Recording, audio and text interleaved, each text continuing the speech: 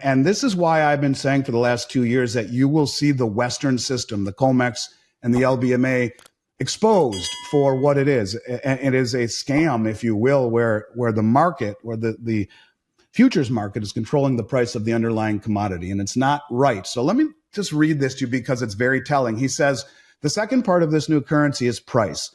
For the moment, price is determined by Western speculation. Very true. We produce these commodities, we consume them, but we do not have our own price mechanism, which will balance supply and demand. Now, during the COVID pandemic, the price for oil fell to nearly zero. Now, he's wrong there. It fell to negative $40 a barrel. Kind of, I guess that encapsulates my point, where an exchange can push oil down to negative 40 a barrel. That's not right. Anyways, he says, it's impossible to make any strategic planning for economic development if you do not control prices of basic commodities. Price formation with this new currency should get rid of the Western exchanges of commodities. In a recent interview, Andy Schectman highlighted concerning aspects of the global economy, shedding light on the manipulation within Western exchanges. Citing specific instances, such as the plummeting of oil prices to $40 a barrel during the COVID pandemic, Schectman emphasizes the lack of control over price mechanisms for basic commodities. He points out that this manipulation, where futures markets dictate the price of underlying commodities, undermines strategic economic planning and development. Schectman's insights underscore the need for transparency and reform within financial systems. Because James Rickards came out and publicly said that they're going to issue a common settlement currency at the August meeting in Johannesburg last year, I think a lot of people came out of that meeting and said, no, we're going to task our finance ministers with going back to the drawing board and presenting their new findings at the meeting here in Russia in October.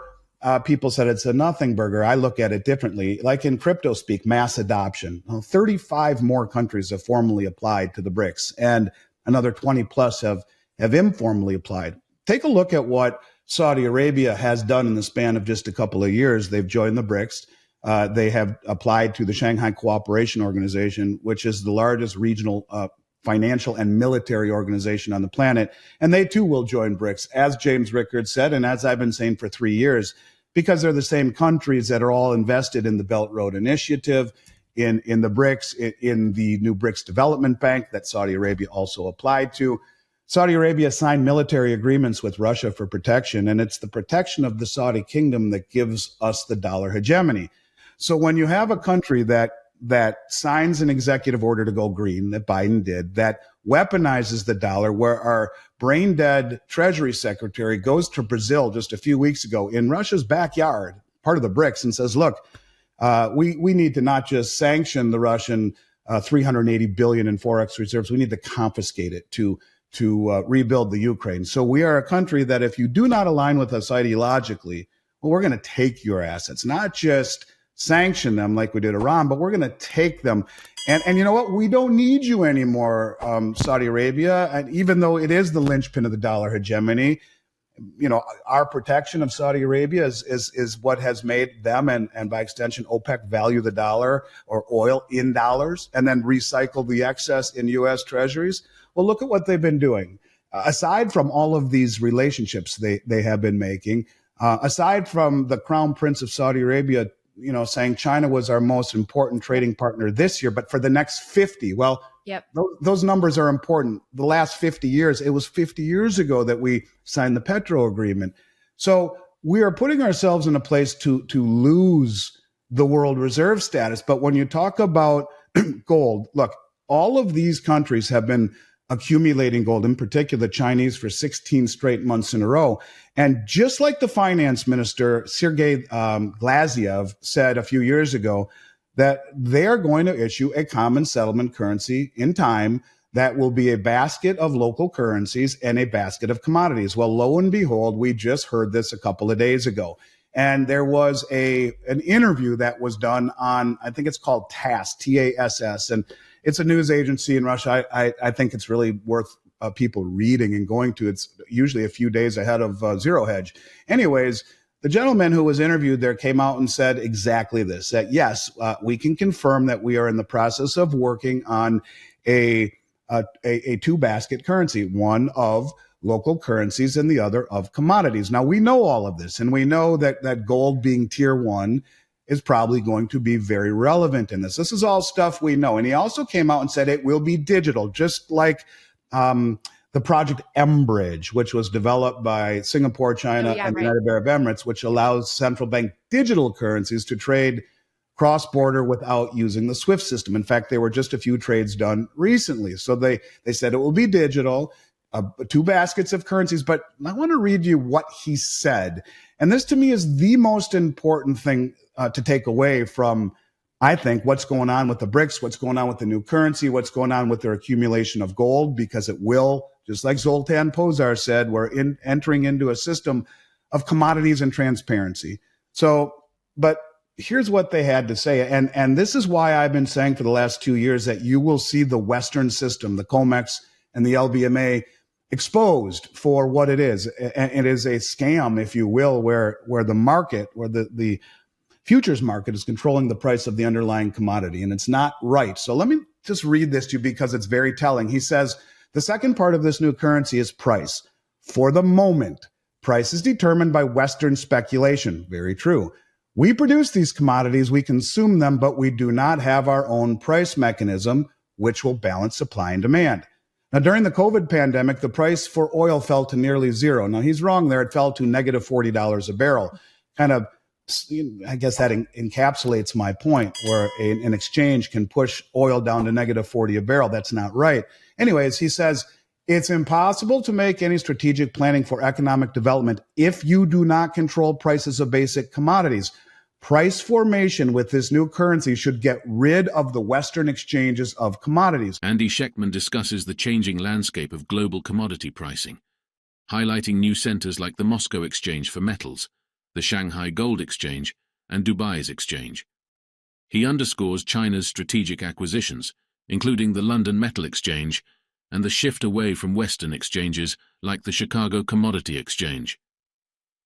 Schectman emphasizes the gradual accumulation of commodities and the significance of this shift towards transparency and commodity-based systems.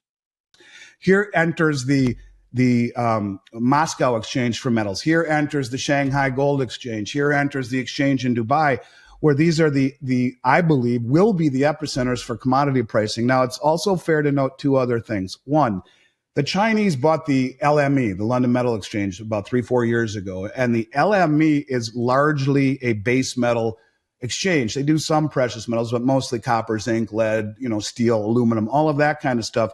And they just said they're going to start warehousing in China the metals that are traded on the LME.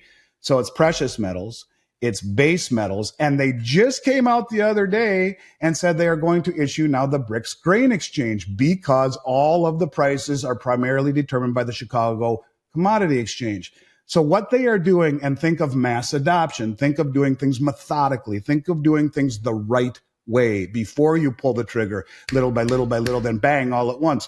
They are literally cornering all of the commodities from soft metals like corn and wheat and soybeans, which are now, the Chinese are canceling all sorts of these contracts with American farmers and buying them from Brazil, paying for it in yuan, which is immediately convertible into gold on the Shanghai Gold Exchange. And then they own gold, the only other tier 1 asset. So they are building a grain exchange to get rid of the COMEX and the Mercantile Exchange. They own the LME, which ultimately will be the platform for all industrial metals. And they are pickpocketing, using the Western suppression of price, everything that is not nailed down, where 400 million ounces of silver nearly have been delivered off of COMEX in the last 2 years. That's almost exactly what India has imported.